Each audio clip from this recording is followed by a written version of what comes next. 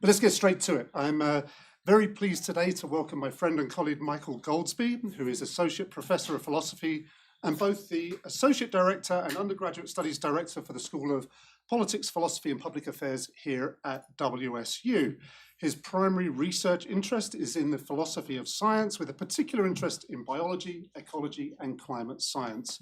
He is engaged in many interdisciplinary research projects aimed at managing natural resources in the face of climate change, and he's also aimed at understanding the relationship between science, policy, and the public in general. And I think this particular subject is going to speak very well to that. And I just wanted to add one more point, which is that having known Michael now for more than a dozen years, I can attest that he does in fact like beer. Please welcome Michael Goldsby. Thank you, Richard. That was very kind. How's everybody doing today? Thank you for coming. It is cold out there, although it's an order of magnitude warmer than it was this morning.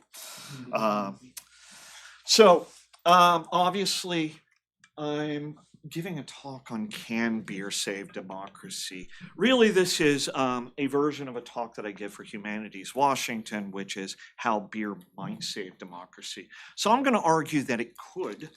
Not sure it will, but I'm arguing that it could. Okay. Actually, interestingly enough, where this talk sprung from is I think of things like science denialism. People who, for whatever reason, deny what most of the scientific community agrees we have the best evidence for. And some of that denial often comes from the fact that we don't have a common ground, that we're getting increasingly more polarized. There was a second reason I developed this talk is because I was developing it for Humanities Washington, and I discovered that wineries and brew pubs would actually sponsor me to come out and give talks, and if I put beer in the title, I was much more likely to get business. Okay, so first, let me tell you a little bit about myself. I say this because I usually give this talk with a wide-ranging audience. I'm a U.S. Army veteran with combat experience. This is one of my units. It's the coolest unit. I'm also a philosopher of science with an interest in the science policy interface. I like thinking about how awesome I really think science is and how we can use science to inform our best policy decisions. And I'm going to go ahead and say this, not quite over 35 years legally exploring beer, but over 30 years exploring beer. In fact, does anybody know what this is? It's Untapped. It is a social media app for beer nerds. And at that, this is over a year ago. I think I had logged in 6,129 unique beers. I like beer. I like beer a lot. And interestingly enough, let me tell you a little bit of another story as to why I kind of started thinking about this quite a bit. It's because we have a place, my wife likes to get to the Midwest during the summer. So we have a place in Michigan and we travel across country. And she usually stays there till the wildfire season is over and I have to come back. And when I do, after driving all day, I want to get a hotel, find a quick pub, grab a beer. Once again, very surprising that I like beer, right? Well, I'm not going to tell you my exact political ideology, but I think you could reasonably predict how I voted in the last election, given the fact that I am a college professor. I think you can reasonably predict how most small towns in Montana voted in the last election, okay? And interestingly enough, so here I am at a pub, I'm chatting with some folks that might be on the other side of the ideological divide. And actually, we were talking about reliability of media sources. And the interesting bit that I found really interesting was that we actually got to some common ground over beer. Whereas there is somebody who, once again, Army veteran, a friend of mine who served with me in the Army, who we trusted each other with our lives. The only way I'm in contact with this person anymore is via social media. And we got into a knockdown, drag-out fight, and we could not get to common ground. So a relative stranger on the other side of the ideological fence, I was able to achieve common ground with. Somebody who was a friend for years and years and years, who we each trusted our lives with each other, could not come to common ground. And I found this interesting. And I started asking, why is this the case? So obviously, I'm making the push that quite possibly beer might help us save democracy. Okay? So here's what I'm going to do. I'm going to talk a little bit about the history of beer and civilization. I give this talk to a wide variety of audience. And are there any historians in the crowd right now? Good, you can't call me out when I make up stuff. All right. So I'm going to talk a little bit about history of beer and civilization. The next thing I'm going to talk about is why save democracy. This is actually a question we ought to ask. Okay, I tell most of my students in a philosophy class, for example, we should question even our most deeply held beliefs.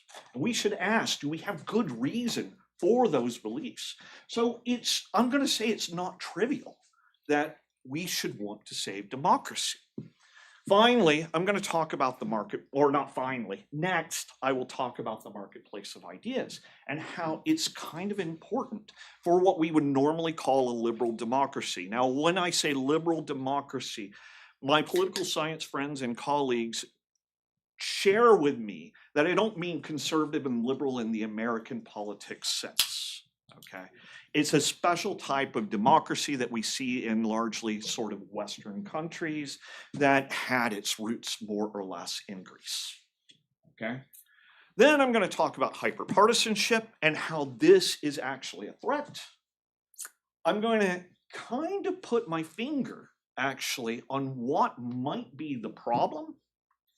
And then I'm going to talk about why sharing a beverage might be better.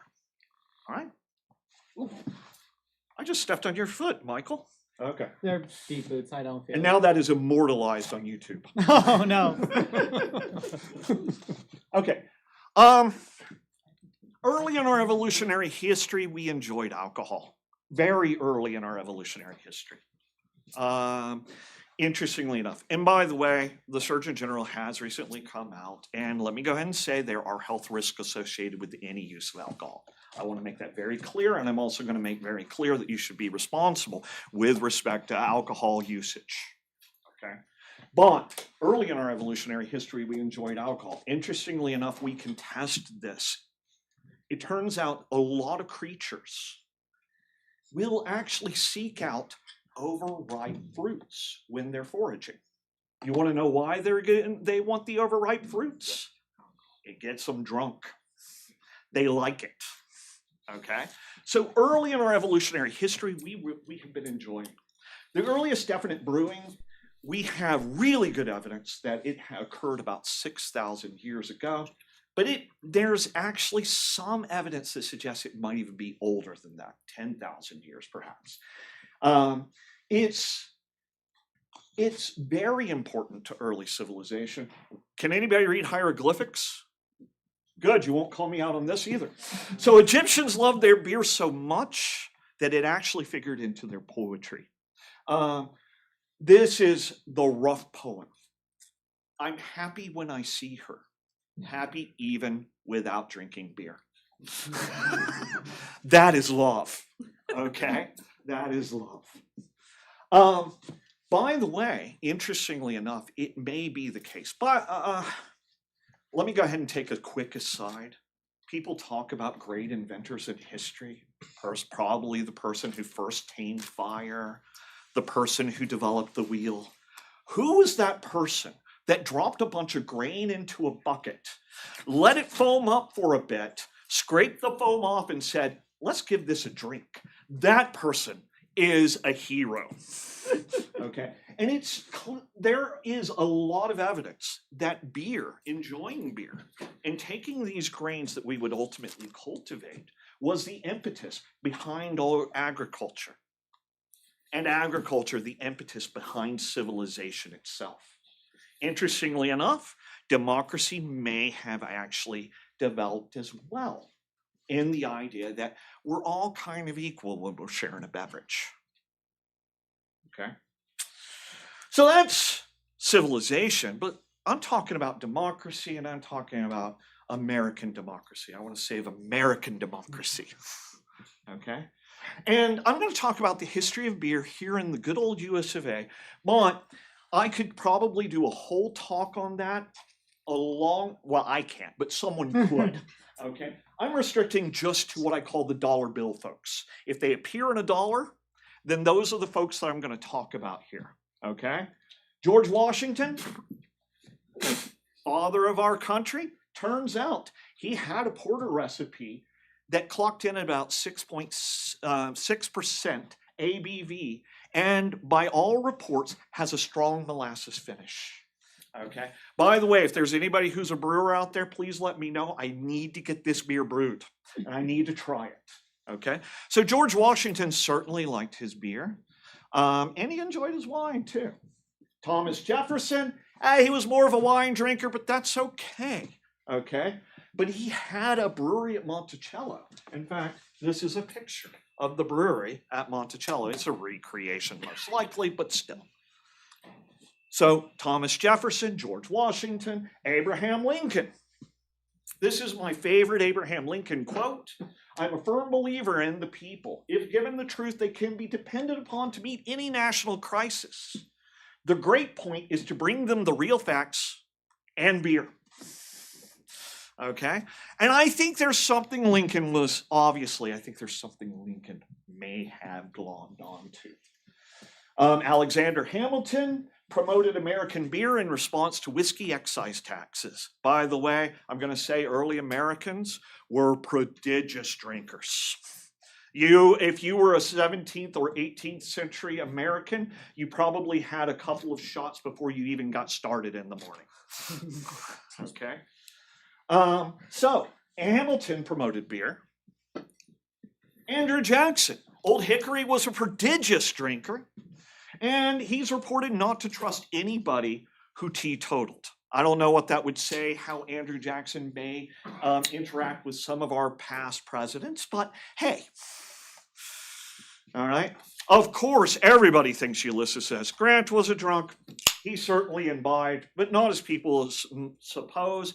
Alcohol, interestingly enough, was both used as a way to connect with the people, but also a way to distance the people from their political rivals. And unfortunately, some of his claimed usage was largely a political smear campaign.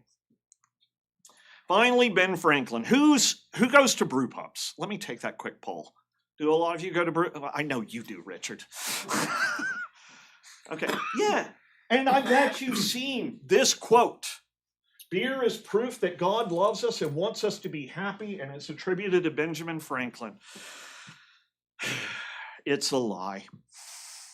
Ben Franklin never said that. He never said it in English, and even if you translated his French, the thing that he did say into English, it's not accurate. What he did say was this: "Behold the rain which descends from heaven upon our vineyards. There it enters the roots of the vines to be changed into wine, a constant proof that God loves us and loves to see us happy." So maybe Ben Franklin wasn't so much of a beer drinker. He did certainly enjoy a beer with his supper and his friends, although he did make bets against some of his friends that he could get more accomplished if he waited till the evening to drink rather than drinking in the morning like all of his friends would do. He definitely preferred Madeira, and you know what? I say, let's let him enjoy a Madeira. All right. Okay. So that's the brief history of beer and imbibing and democracy and culture, and civilization. But I want to go ahead and switch gears, and this is the thing. There are folks, believe it or not, that are asking this question. You would think that this wouldn't be a non-starter, but there are folks asking this question: is democracy something that we want to save? And Here are a few reasons that I think democracy is indeed worth saving. First is the democratic foundation.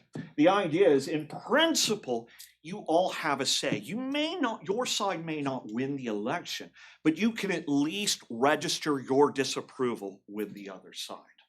Okay?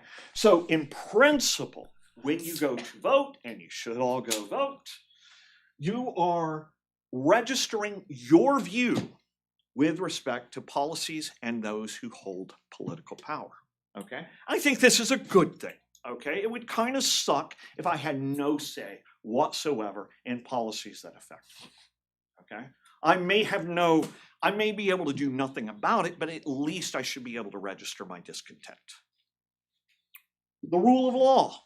Everyone is equal under the law. Now, there are some offices, it turns out, you cannot carry a sidearm with you to school, and I'm very glad of that. You cannot carry a sidearm, but obviously police officers can, okay?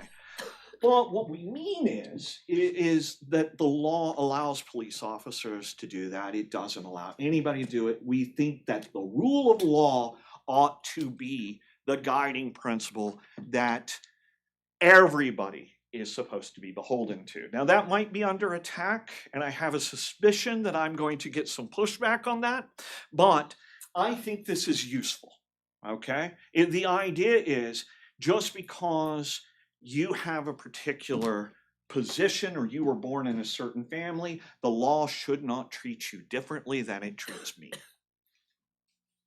Reverence for basic rights. Believe it or not, this is important. This is what makes this more of a liberal democracy as opposed to a straight democracy. We worry about things like tyranny of the majority, okay? Basic rights, reverence to basic rights and political freedoms are guaranteed usually in things like bills of rights, etc. We think that this is important. Human rights, like civil liberties, human rights, including the freedom to pursue one's own good. Okay, this is going to be very important. What I'm trying to say here is what's nice about democracy is at least equality and equity is the rule, or at least the ideal toward which we aim, or which we should aim. Okay? And with beer, much like democracy, I like to say we're all equal. All right, let me talk a little bit about the marketplace of ideas. Who likes IPAs best? Okay, Simon. Who likes sour beers best? Who likes American macro lagers, a la vitamin R? Okay, an honest person there. Okay. It seems like it would really suck if all of a sudden our government said you could only enjoy one type of beer, okay? One thing that makes me happy is this. This right here. I can go in and I can get a sour beer, I can get an IPA, I can get a lager, I can get a Kolsch, I can get a non-alcoholic Kolsch, okay? I have a wide variety of things that I can pursue. I actually like trying all different kinds of beers, but if you want to just try IPAs, that's great. That's allowing you to pursue your own preferences, and I think that's a good thing, okay? And I think it's a basic freedom that we ought to be able to at least advocate in favor of our own good. All right, so, but the problem is sometimes we need to talk about some hard questions. Is your preference something that is good for overall society? These are things we have to talk about sometimes. It probably doesn't make much of a difference with IPAs, but it might make a difference with respect to what does it mean everybody's equal under the law? In what sense is the president equal in the same way that we are equal? These are questions that are hard questions that we ought to be able to discuss. Unfortunately, we don't discuss them. We yell about them. Okay? And I'm going to say This is somewhat controversial, but I'm going to say a marketplace of ideas is crucial to a well-functioning democracy. Unfortunately, I'm not sure we really have a good marketplace of ideas right now, and I'll explain why. There are three necessities that we need for a good marketplace of ideas, and once again, I argue that the marketplace of ideas is important to a well-functioning democracy. One, you need the freedom of expression, the freedom to pursue your own good. Two, you need to be able to engage with other folks, okay? And you need to be able to engage with other folks without fear of reprisal. I mean, being, say, sent off to a gulag in northeast Washington where it's freezing. Okay? We need that. And this is really important. You need a common starting ground. Without a common starting ground, you actually get into trouble. When I was giving this talk last, it was prior to the last election. And believe it or not, one of the main issues that was discussed, I'm pretty sure that Richard, if he wanted to, could actually count the exact number of people that are in this class. It seems like what we would often call an empirical fact, something that you'd think would only take one of those clickers like this that actually sort of counts every participant in this crowd. Yet what was often argued about in the last election cycle? Crowd sizes.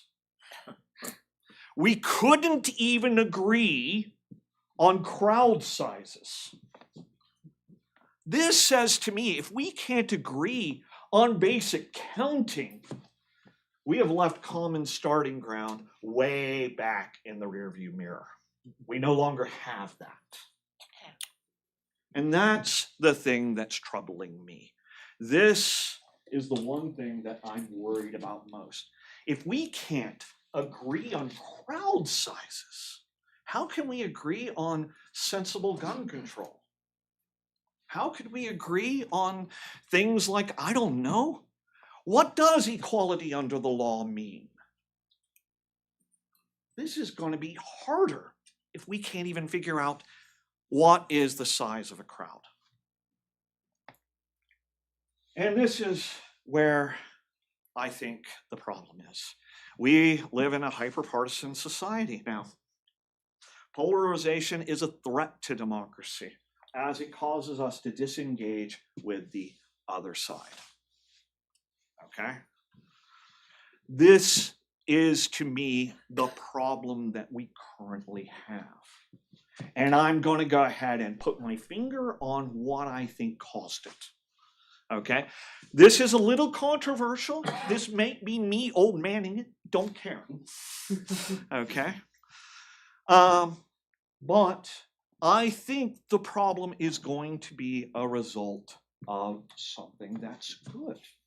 Started out as good. Okay? Social media.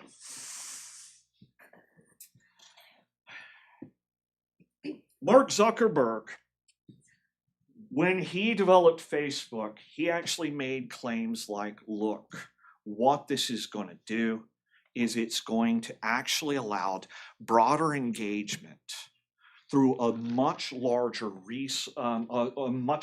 medium than one could do before. And he says, when we have broader engagement, the world will be a better place. So I'm going to take him at his word that that was one of his goals with respect to Facebook, which was the first social media company. Okay, his second goal, or rather his first goal really was, I need a big bucket full of money.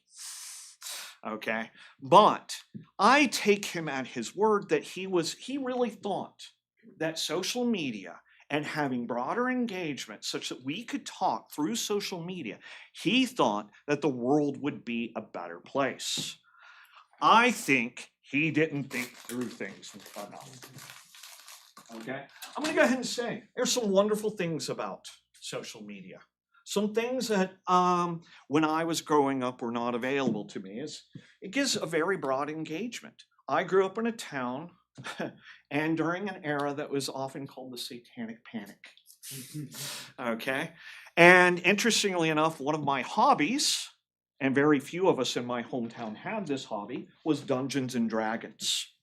So we felt marginalized, we felt like outsiders. Now, you can get online no matter what your frickin' hobby is, and you can actually engage with folks that share your interest. And I want to say that's awesome. That's one solid, nice thing that came out of social media. Second, largely we're getting freedom of expression. Some might argue too much freedom of expression, but once again, we need to talk. We need to have that discussion. What is an acceptable level of freedom of expression? But we can't yet. Because the cons. Let me go ahead and say, how many of you on social media, I do not even know, I have a social media account so I can stay in touch with my family. I don't even pay attention anymore. Okay.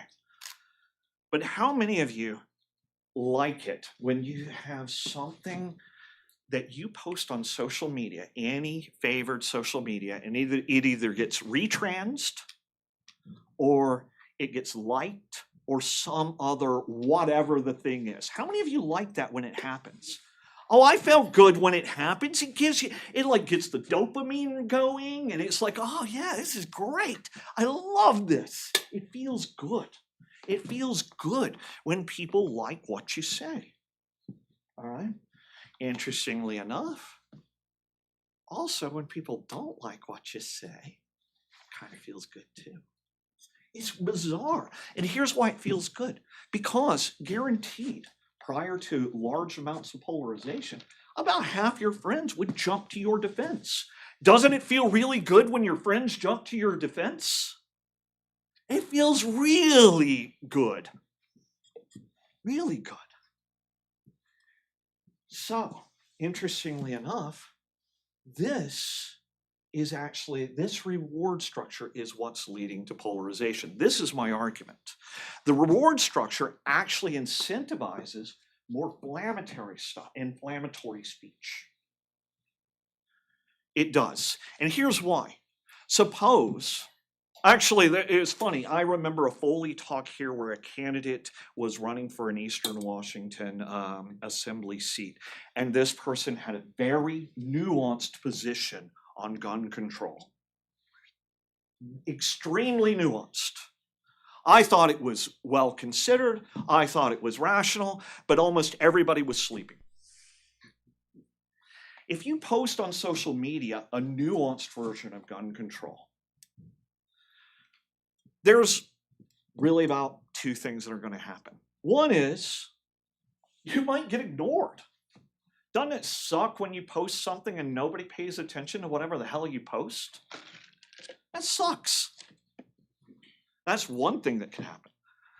The other thing that can happen is you actually get attacked from both sides because you have a nuanced position. Because why? Because they want the likes from defending their particular position. So that means the reward structure, that is a cool song. That means the reward structure actually does, in my opinion, promote more extreme positions in language. You get the dopamine responses from getting more extreme. Unfortunately, what happens when you say something and then your so-called friend, actually I've had this happen, my buddy from the Army unfriended me. What happens? You get unfriended eventually by people from the other side. This means when you're actually talking on social media, are you actually engaging with the other side? No, you're not engaging with the other side. Not at all. And instead, you're engaging with a much smaller group, a group of people who think like you. And that's, I think, a good thing. I'm looking out in this audience. I'm not above pandering to you. Okay? That's a good thing. But it doesn't mean you're actually going to really engage with the other side. And that's the problem. there's no real engagement. And in fact, once again, the reward structure is say something inflammatory, get a lot of likes, have your friends come and defend you and go, yeah, great job, here's something else. And then all the people who think differently from you silently unfriend you. Or they start a flame war with you and you unfriend them. This is the reward structure. And because of this, we can't even agree on things like crowd sizes. In social media, one side was saying Trump rallies were X, and the other side was saying it was significantly less than X. One side saying Kamala Harris's were Y, and the other side said it was significantly less than Y. In other words, we can't even agree on crowd sizes. Sad. This is the nadir of my talk. Now, what's cool about sharing a beverage? All right, reward structure is radically different. Radically different. Now, I'm going to grant there is one problem. If you're going out and you cannot, on social media, you may have 300 people who are following you, maybe more. I see there's burgeoning influencers out there. You may have a ton of people following you. And I'll grant that it's really hard to have a beer with 3,000 people. I've tried. Okay? So not quite as broad engagement, but you still have freedom of expression to some extent. Okay? There's no law against you sharing a beverage and telling people what you think about gun control, reproductive rights, what have you. So we have some freedom of expression. Here's the cool bit. The reward structure promotes civility and common ground. Why? Well, imagine I'd been at that bar in Montana. And I started saying all sorts of awful things about their favored news source and saying that they're stupid for even thinking about looking at that news source. Any guesses on what may have happened to me? Yeah, that's a really good guess, Michael. I would have gotten punched in the face. It encourages civility.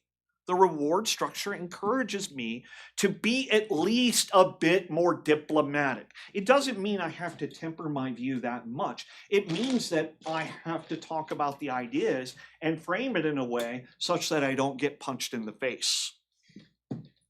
This is huge. Now I'm going to go ahead and say this is controversial. But alcohol can, in some cases, promote some civility. When you have a couple of drinks, perhaps you get to the I love you, man phase, right? And that's kind of nice. Okay, a few more drinks and you might get to the I'm going to fight the world phase. So you've got to find that sweet spot. Okay, but it can actually act as a social lubricant. There is likely even selection in favor of alcohol being used as a social lubricant. So it helps you actually express your ideas in some regards. And it helps you, at least in moderation, Zhang. 20. At least in moderation, it helps you actually be a bit more civil. Because you get to the I love you man phase. That's a good phase to be at. Now, here's another thing. Here's the problem that I have. You might say, oops, I went the wrong way. I'm going to go back. You might say, hey, look, social media still has a decided advantage over sharing a beverage. Broader engagement, much, much broader engagement. But I've already told you, or I've suggested, that you're actually incentivized to actually toe the national line. I'm going to go ahead and say this. I found myself in one political conflict actually asking myself, what does my party think? Has anybody done that before? Come on, don't lie. We've all done it at one point or another. And I'm a philosopher. I'm supposed to always follow the evidence wherever it leads. But I've even found myself doing that. The problem is we've become much more national. I actually am going to argue that this not quite as broad engagement is actually a strength. because perhaps all politics should be local. Believe it or not, it was in my lifetime. Maybe not in all of your lifetimes, but in my lifetime, there were times when Democrats and Republicans would actually work together. And believe it or not, when it happened, fire did not rain from the sky. It was amazing. Sometimes we'd get some stuff done. There's a lot of things that have been adjusted to actually maintain party discipline. And I'm sure this is where I'm going to challenge my political science friends to come and give a talk on that. Okay? But what I'm going to suggest is perhaps all politics should be local. That used to be true. I actually did some research on this because the first time I brought it up, Newt Gingrich said something like that.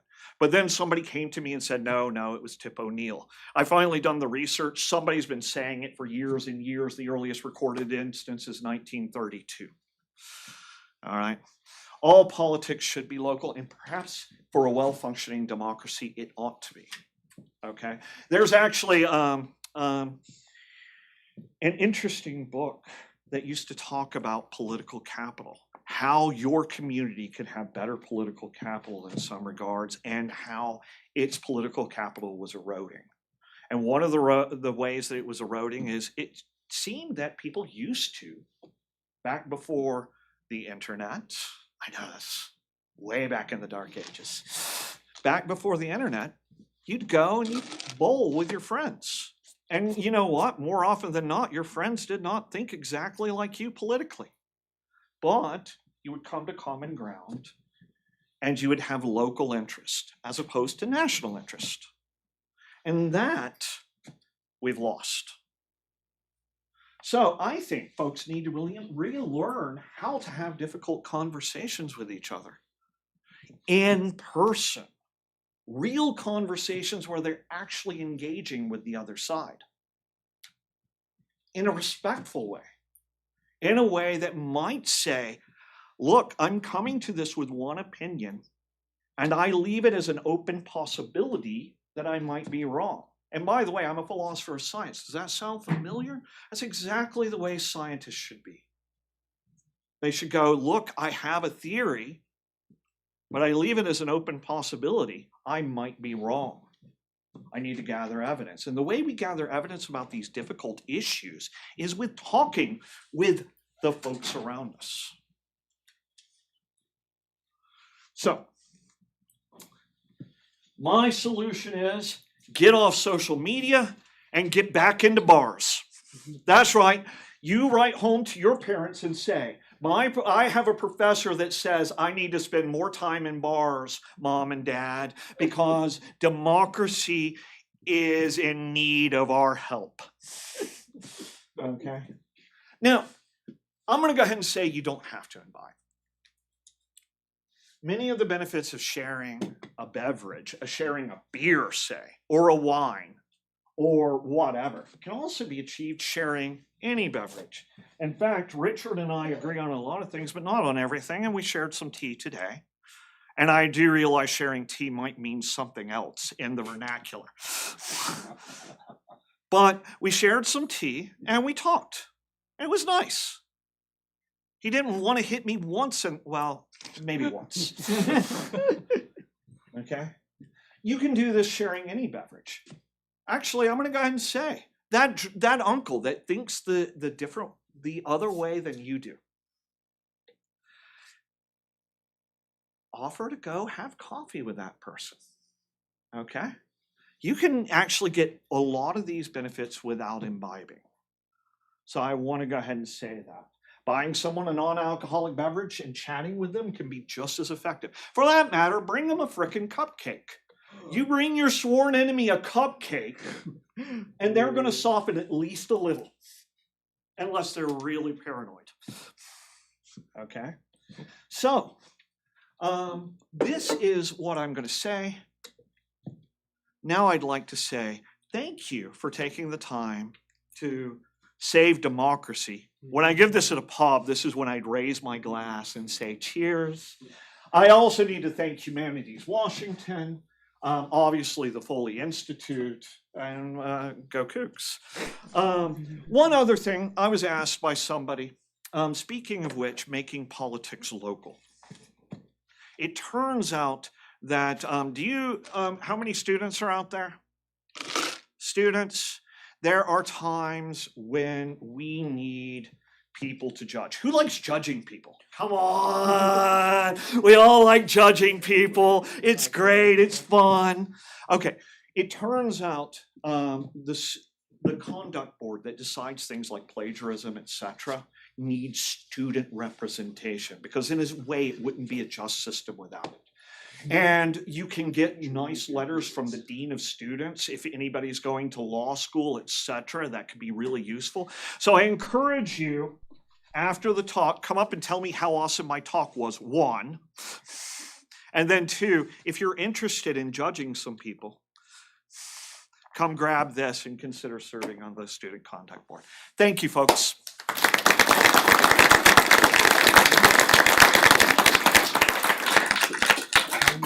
So we've got a little bit of time for questions now, and have at it, Michael. I'm afraid of Sherry's question, so Jabin. Should I stand up? Just so, Well, you can do whatever you want. You can do it sitting down. Actually, not question. Like, I want to share my experience since I'm from developing country. I think the way you presented social media, particularly to say Facebook, so the way you presented the activities of social media, the influence of social media on youths, particularly, it's not like the same as I experienced. I think its influence differs in which country people are operating in.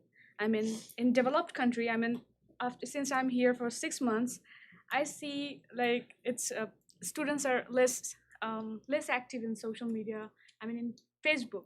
But in our country, like in Bangladesh, India, I mean, in that part of the world, everyone is much active, and mass movements are being started, and it's been successfully implemented. It has started from a protest, and then to throwing out the government from the chair. So it all happened through the Facebook, and and Facebook can do a lot more. I mean, social media can do a lot more what the state control media or the mainstream media can do, because in mainstream media there are some kind of state governments control over it, but in social media, I mean, I'm sorry, I'm mentioning about Facebook particularly. So in social media, it's kind of like you can say beyond the government narratives, you can stand beyond the elites. So I as also as an activist, I can say that Facebook does a lot Oh yeah. in developing countries. By the way, I'm not saying that it's all bad. And actually, I'm afraid, because I actually think it has pros. Once again, it allowed me to hang out with nerds like me. Okay? And that was a huge boon, right?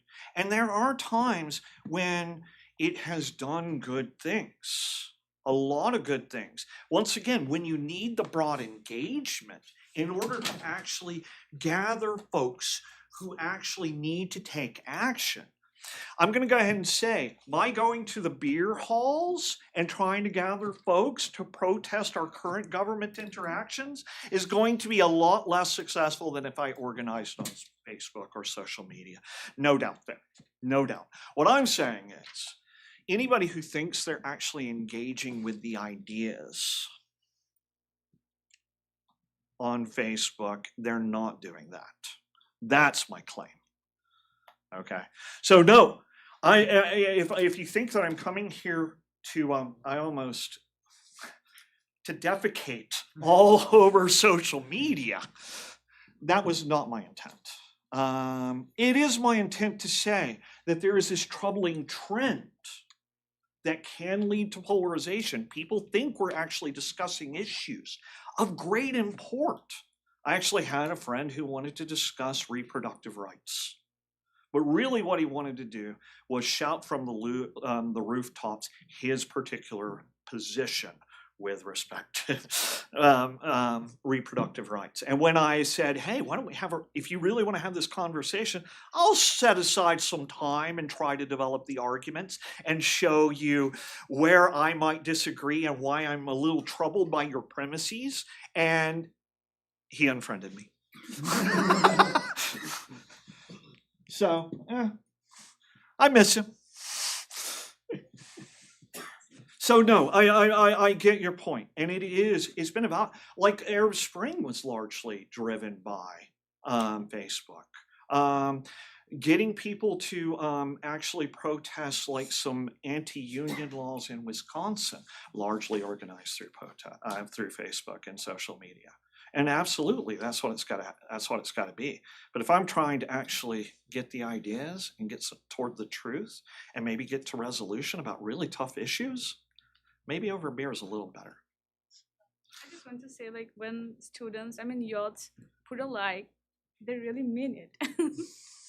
It's not like an innocent reaction.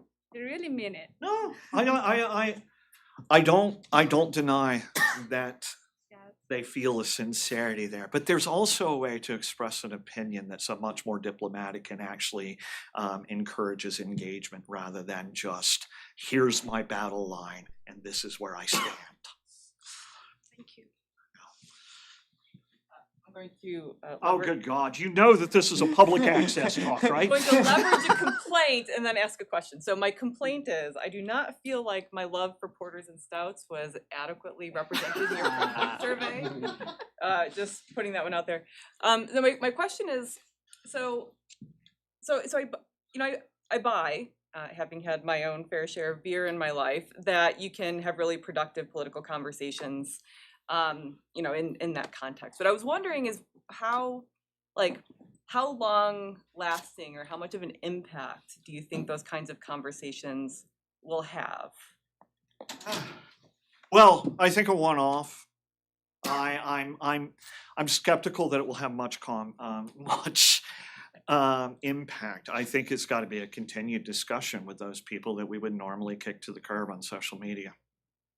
I really do believe that. I have performed this experiment, oddly enough. Every time I give one of these talks throughout the state of Washington, I try to find a pub where I can have a beer and I try to strike up a conversation with somebody who I think will disagree with me. And I've been really good at figuring out who those folks are. I believe it.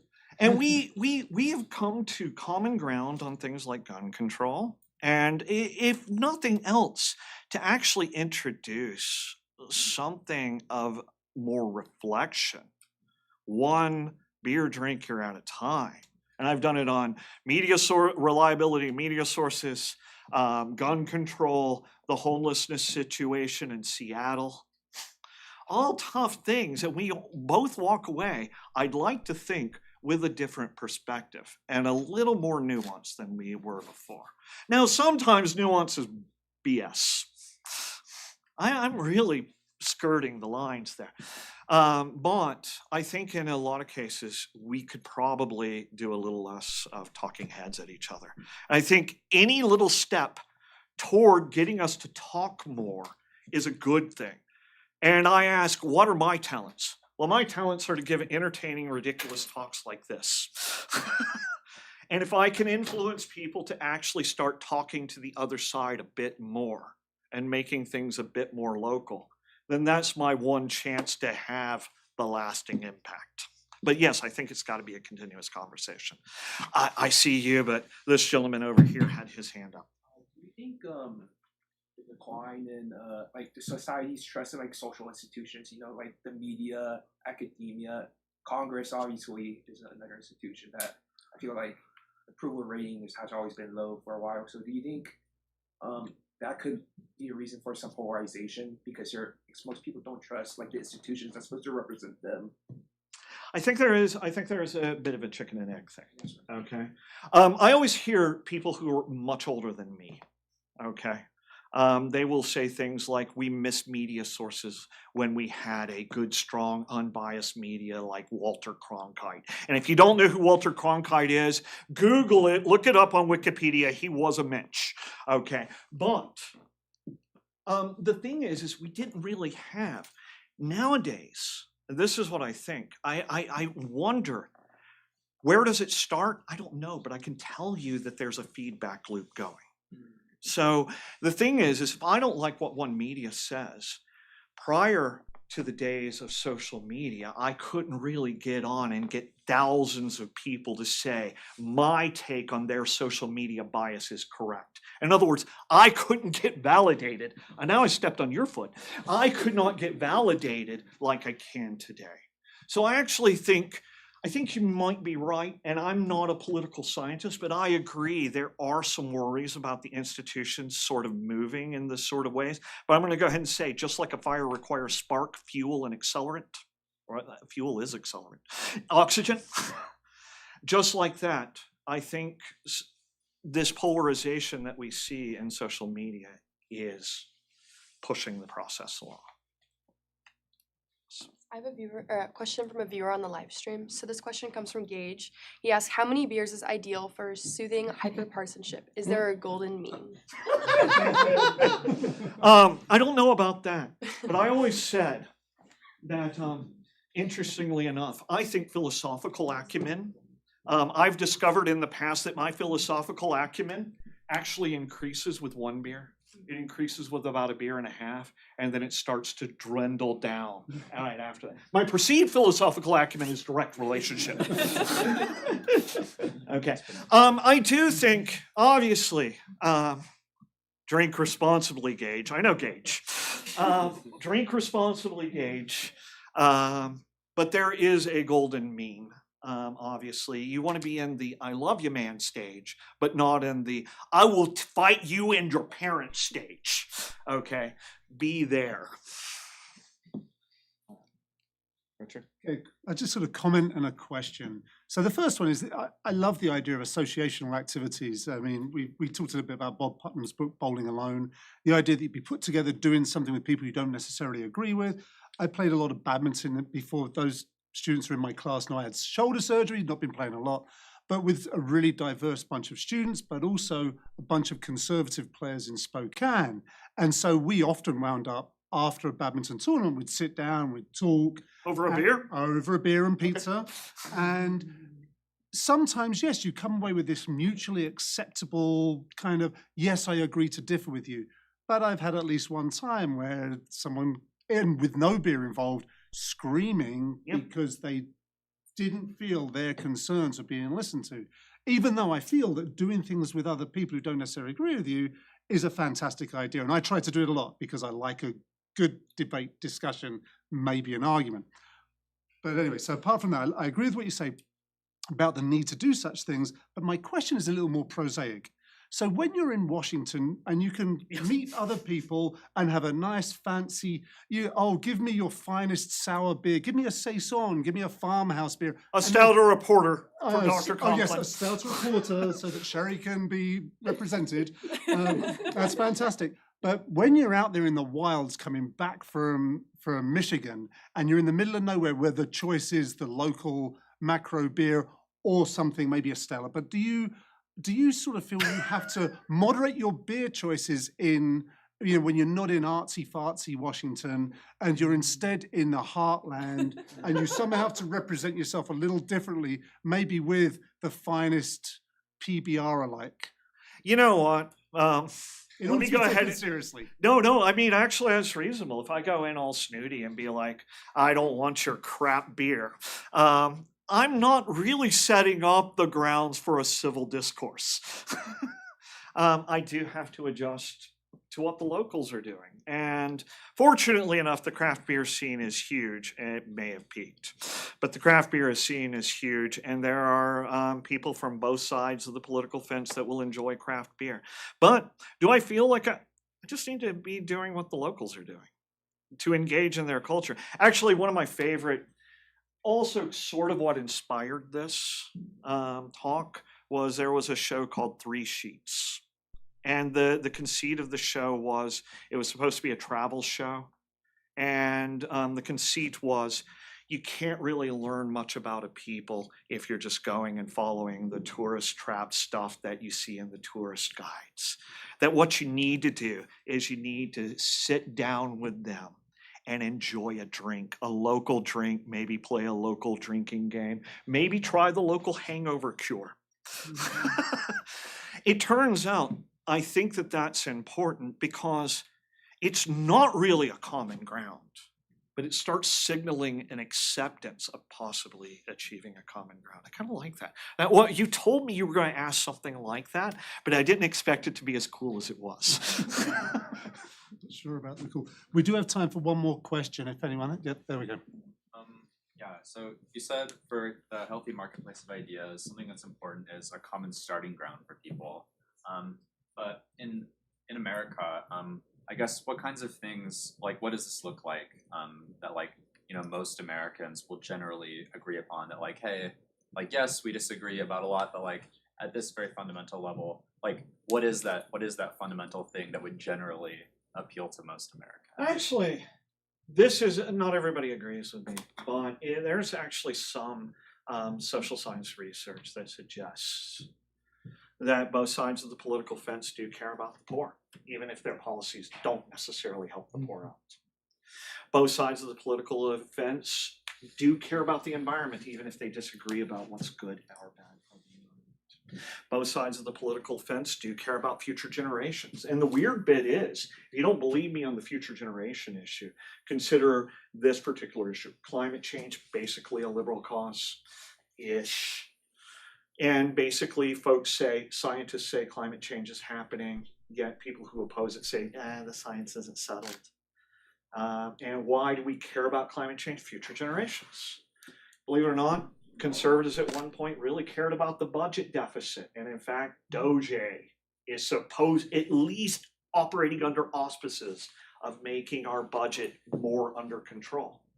But they're working with economic science. I scare quoted that.